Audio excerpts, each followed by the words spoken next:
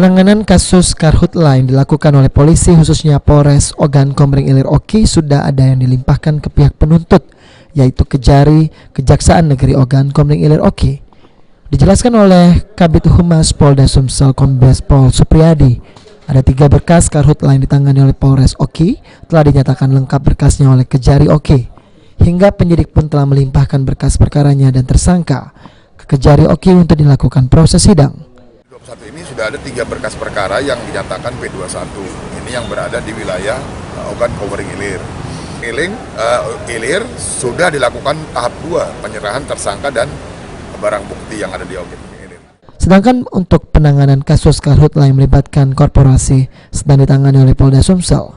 Menurut Kabid Humas Polda Sumsel, penyidik masih menyusun berkas perkaranya guna dilakukan proses pelimpahan ke pihak Kejaksaan Tinggi Sumatera Selatan.